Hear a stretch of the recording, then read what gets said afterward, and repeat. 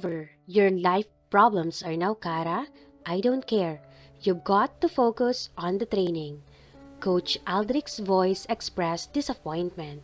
I know what he wants, but I can focus. I was bothered. I am sorry, Coach, again. Napailing ako. I know I wasn't on the right track. No, this training is not beneficial for both of us. I hate seeing you like this, Kara. I want the old, arrogant, sarcastic, and smart Kara with determination. Puno ng panghihinayang ang boses niya. Napaupo ako sa gitna ng court. Napayuko ako. Nahihiya ako sa performance na pinapakita ko ngayon. Ilang araw na lang, tournament na. I'll see you tomorrow, coach. Tumayo ako at pumasok ng bahay. Naligo ako at nag-ayos ng aking sarili. I want to see my dad. I wish he was here. Simpleng skinny jeans, rubber shoes, and plain body fit t-shirt ang aking suot. Anak, madalim na, saan ka pupunta? Nakasalubong ko si Yaya. Dadalawin ko si Dad, ya? Simpleng sagot ko. Tinalikuran ko na siya. Mang Damian? Mula sa quarter niya, lumabas siya at nakakunot ang kanyang noo na tumingin sa akin. Pupunta ko tayo sa ospital? Agad siyang tumango. Kinuha niya ang susi. Palabas na kami ng gate nang matanawan ko si Leander sa kabilang kalsada na nakasandal sa hood ng sasakyan niya. Mang Damian, sandali. Saad ko. Ibinaba ko ang windshield ng sasakyan. Leander! Tawag ko sa kanya. Nag-angat siya ng tingin at ngumiti sa akin. Napakunot ang noo ko. Kara, I am about to text you. Sabi niya. Lumapit siya sa gawi ko. It's kinda late. Where are you going? Kalmadong tanong niya. Tumaas ang kanang kilay ko. To see my dad? Where else? Mataray kong sagot. I'll see you there then. Iyon lang at tinalikuran na niya ako. Nagkibit-balikat lang ako at sinarado ang aking bintana. Kumusad na rin ang sasakyan. Nang makarating ako sa Villafuerte Hospital, agad akong bumaba. Tanong ko rin agad si Leander na nakasandal sa sasakyan niya. Does he drive that fast? Lumapit siya sa akin. That doesn't make sense to me. I don't understand why he's doing this. He's making a move to be with me. Why? Agad kong tanong sa kanya nang magkalapit na kami. Why what, Kara? Pabalik niyang sagot. Don't answer a question with another question. Hindi tayo nagkakaintindihan. Maagap kong buwelta sa kanya. Then, ask the question properly so you could get a concrete answer. Nakangiting saad niya na lalong ikinayamot ko. It was a mistake letting him to be with me. Why are you doing this? Sinalubong ko ang mga mata niya. I want him to stay away from me. I am not doing anything, Kara. I am just here to be your friend. That's all. Simpleng sagot niya at tinila ang kamay ko. Hindi na nga niya ako binigyan ng pagkakataon na sumagot. Habang hila-hila niya ako, nakatingin ako sa kanyang mainit na kamay sa aking pulsuhan. Leander, stop!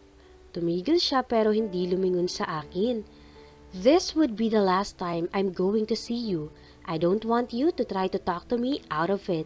Do not attempt to get closer. Stay away from me! Hinila ko ang aking pulsuhan sa kanya at naunang maglakad. Parang pinipiga ang puso ko sa binitawan kong salita. I hate myself for being like this. His reaction to me when I pushed my mother was something I could not explain to him. How was it possible for me to inflict such pain to my own mother? Hindi ako lumingon man lang. Nang makarating ako sa ICU, kinausap ko ang nurse na gusto kong lapitan ng daddy ko. Tumango siya. Pinagsuot niya ako ng sterile gown at cap. Tumingin ako sa dalawang guard na nakaupo sa magkabilang pinto. Agad silang tumayo at binati ako. I just nodded and entered. As I looked at my dad lying on the hospital bed unconscious, I felt like my heart had been stabbed 1,000 times. Umupo ako sa gilid niya at sinapo ang kanyang kamay. Agad namuo ang luha sa mga mata ko. Dad, wake up please. I need you to wake up. I'm losing it, Daddy. Paano ako mabubuhay kung wala ka sa tabi ko? You spoiled me. Now, you're sleeping? You should get up. Tatampong saad ko. Bumuhos ang masaganang luha sa aking mga mata. Dad, I need you back. please, wake up. I am not ready for this. Hindi mo ako pwedeng iwan, Dad. Hindi ko kakayanin. Ikaw lang ang aking kakampi. Please tell me, who did this to you? I'll make sure they pay for what they did to you, Dad. Puno ng galit ang boses ko. I kissed his hand and held it tightly. I want him to feel like I am here. Yumup-yup ako habang nakahawak sa kamay niya. Hindi ko na namalayan. Nakatulog ako sa ganung posisyon. Naramdaman ko na lang pagyugyug sa aking balikat. Napalingon ako. It was Leander? I rubbed my eyes to clear my vision. It was indeed him. It is late. I should bring you home. He led me out. No words came out of my mouth. Hinayaan ko lang siya. Nang nagtagal na kami, nang ginamit naming gowns for ICU, he held my hand. I looked at him with confusion. Mukhang nabasa naman niya yun. I sent Mang Damian home. He was sleepy and tired. I volunteered to bring you home safely. He explained calmly. Ayoko pang umuwi. Ayokong maabutan si Mami na gising pa. I don't want to go home just yet. Saad ko. Dinig ko ang buntong hininga niya at itinaas ang baba ko. Nagtama ang aming mga mata. Sari-saring emosyon ang nababasa ko sa kanyang kulay abong mga mata. Kumislap yon. Fine. I know a place. Wika nito at hinila na ako palabas. Nang makarating kami sa parking, pinagbuksan niya ako ng pinto sa passenger seat. Inalalayan niya rin ang ulo ko, baka mauntog. Gentleman, sigaw ng utak ko. Mabilis siyang pumihit sa driver's seat at pinaandar niya ang sasakyan. Iginala ko ang aking mga mata sa loob ng magara at customized design ng kanyang sasakyan. Not bad at all. Ilang sandali pa, tumigil ang sasakyan niya. Lumabas ako nang hindi siya hinintay na pagbuksan ako ng pintuan. There's something he's trying to awaken inside of me that I hate. When I get used to it, I'm scared he'll leave. Then, it's like losing something very precious. It will break me for sure. I built that wall for everyone except my dad, Yaya, and Mang Damian. They are three of the most important people in my life. My cousins and other relatives are not even close. I barely see them.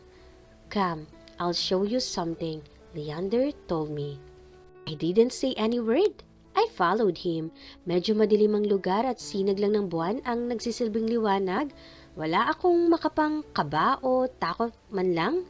Ang lugar na pinuntahan namin ay dulo ng subdivision kung saan kami nakatira. Tinakpan ni Leander ang aking mga mata. What was that for? Naiinis kong tanong. It will be a surprise. Bulong niya sa punong tenga ko na nagbigay ng kakaibang kilabot. Naninindig ang aking balahibo.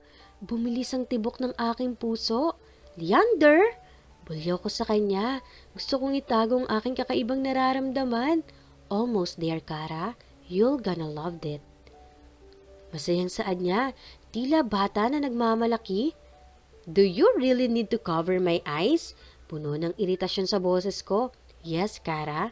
I know you've never been to be on this place. Tada! He then slowly removed his warmed hands from my eyes. Wow! Yun lang ang lumabas sa bibig ko. This place was breathtaking. The reflection of the moon in the lake was astonishing. Malamig ang simoy ng hangin. Napakapayapa ng buong paligid. This is what I need. A peaceful place with Leander. I admit, he found his way into my heart. Di ko alam paano nang nangyari. Maybe dahil kailangan ko ng taong nagpapaalala sa akin na kailangan kong maging matatag sa pinagdadaanan ni Daddy ngayon, sa gustong pumatay sa kanya, sa lumalalim na hidwaan namin mag-ina. Hindi ko alam paano ko ito haharapin. Leander helped me divert my attention and I appreciated his effort. Thank you for bringing me here. Saad kong makalipas ang ilang sandali. You're always welcome, Kara. Malambing na sagot niya. Ilang minuto pa kaming nanatili roon. Naging kalmado, pati tibok ng puso ko. Magkahawak kami ng kamay na bumalik sa sasakyan.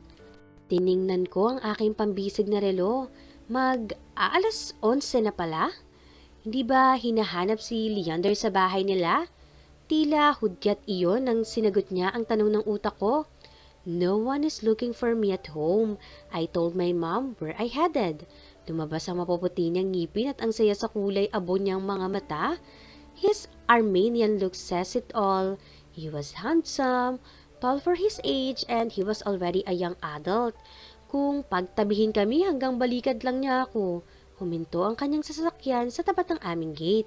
Agad akong bumaba at nag-press ng intercom. Hindi na bumaba si Leander pero hindi pa rin siya umalis. Nang bukas ang maliit na gate, lumingon ako sa kanya. Thank you for making me smile and forget, even just for a short while. I smiled at him and waved my hand. Anything, Kara? Just call me. I'll be there. Pasok ka na. Udyok niya. I felt special the way Leander treated me. Kahit paano nakalimutan ko ang mga gumugulo at alalahanin ko sa buhay. Binuksan ko ang pintuan ng isang malakas na sampal ang dumapo sa aking mukha. Tumama ang aking noo sa kabilang gilid ng pintuan. Kung hindi ako nakakapit doon, baka sumadsad na ako sa semento. Uwi pa ba ito ng matinong babae? Dumadagundong ang boses ng aking ina. Nanlilisik ang aking mga mata sa galit at sinugod ko siya. Hindi na ako bata para saktan mo at papaluin kung kailan mo gusto. Napabuot kong sigaw. I am stronger than her. I know my skills. Nang makalapit ako sa kanya, hinila ko ang braso at ang buhok niya. Wala kang karapatang saktan ako. Hindi ka karespe-respeto. Kaya huwag mo kong diktahan o sabihan ng akala mo naging mabuti kang ina sa akin. Walang habas pananakit ko sa kanya. Hindi ko mapigilan ng sobrang ngit-ngit na aking nararamdaman. Get off of me, bitch! Pagkakawala ng aking ina, hindi pa ako nakontento. Mag-asawang sampal ang binigay ko sa kanya nang mayroong bumuhat sa akin mula sa likuran. Ma'am Kara, tama na po! Puno ng pakiusap sa boses ni Mang Damian. Pero hindi ako tumigil ng pagpupumiglas. Dinaluhan ni Yaya si Mami. Anak, tama na! Hindi ikaw ito! Hindi ito ang Karang inalagaan at pinalaki ko! Hilam ang luha sa mga mata ni Yaya. Nababanaag ko ang sakit sa mukha niya. Saka pa lang ako natauhan. Inignore ako ang pakiusap ni Yaya. Iniwaksi ni Mami ang kamay ni Yaya sa dinang. Makatayo siya. Puno ng kalmot ang mukha niya. Baka sa mga palad ko, sa magkabilang pisngi niya. Manang-mana ka sa ama mo. Mga wala kayong silbi. Kalaiting sigaw ni Mami at kapuna-puna ang puot sa mga mata niya. Talaga ba? Then, tell me, who the hell is my father is? Para malaman ko kung sa kanya talaga ako nagmana at hindi sa kahayupan mo. Iwinaksi ko ang pagpipigil ni Mang Damian sa akin. Binitawan niya ako. Nagmarcha papuntang kwarto ko sa ikalawang palapag. Pero bago ako umapak sa unang baitang ng hagdanan, nilingon ko siya. My monster mother was the most horrible mother I could have ever wished for. If I had a choice, I'd pick Yaya to be my mom instead of you.